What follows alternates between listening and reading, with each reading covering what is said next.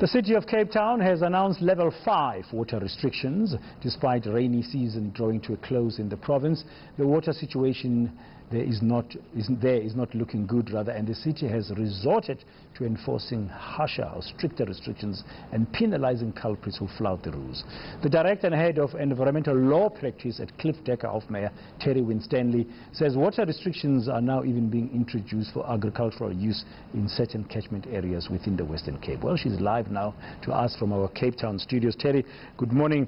Just a quick read of your article just made me aware that it's not very easy to enforce regulations, especially the strict ones.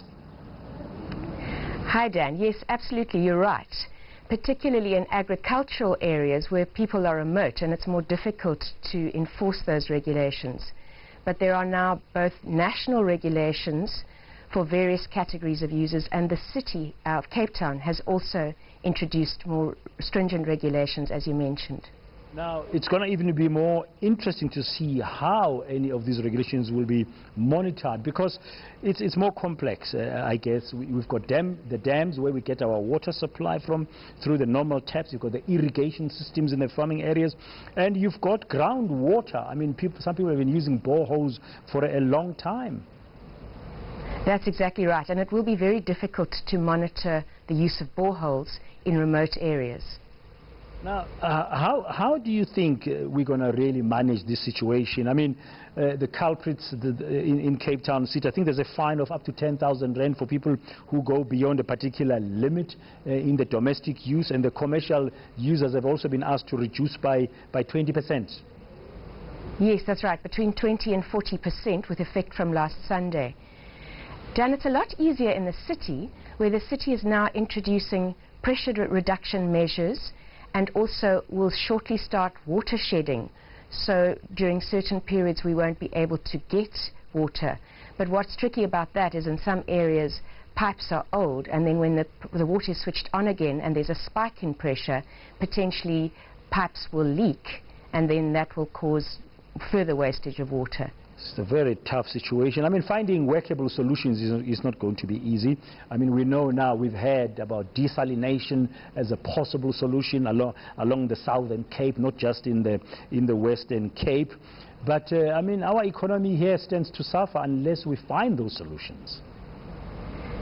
Dan, it is very serious. We are looking at one land-based and one marine-based, that is a ship, desalination plant. Both of those are mobile. They don't have enormous capacities.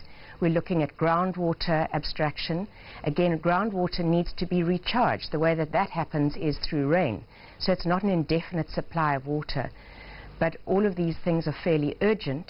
On current calculations, somewhere between March and April, if we don't find other sources of water, we will hit what Premier Zille calls day zero. We will run out of water. Behavior is one of the aspects that I guess we as consumers need to take into consideration. We need to change our behavior, because after all, we know that South Africa, Terry, is a dry country. Exactly, we are an arid country. Now, how else do you think would from that legal perspective, people understanding their role in ensuring that even without that stick hovering over your head in terms of regulations, you make sure you're doing the right thing? How else do you think we can manage this, both as authorities on the ground, water and sanitation authorities, engineering experts, and just consumers? Particularly consumers. I think people up until recently haven't appreciated how very serious the situation is. So you still see people washing their cars with drinking water. But I think this kind of conversation raises people's awareness about just how serious the situation is. You know, when I read your article very briefly, as we conclude, Terry, I was not aware that the National Water Act actually also governs privately owned water. Now, if I live in Cape Town as an example, that's where really the worst of the drought currently is, and we haven't seen much rain, but I have a borehole in my back garden. Is it possible that I might be required to share that water in terms of the National Water Act with my neighbors?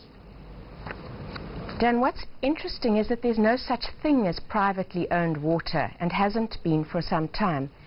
It's all water is owned by the state and held in trust by all of us, and each of us uses water only as we're entitled to in the way that the state regulates that use, so we don't own it. Conceivably, you could be required to share that water with your neighbor. There isn't currently a provision in the law for doing so, but there are mechanisms which could be put in place to require you to do that, yes. But you also have to look after that water very well, because if there's no rain, it cannot be recharged. Terry, exactly. Finally, the current state of affairs has got to do with climate change in the world, you think?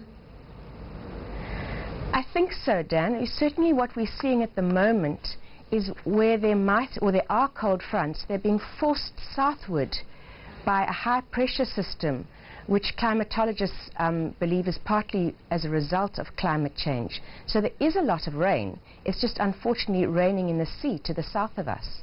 And we can't move the continent further south to capture that rain, unfortunately. That would take a clever person. Thank you very much. The Director and Head of Environmental Law Practice at Cliffe, Dekker, Hofmeyr, Terry Winstanley.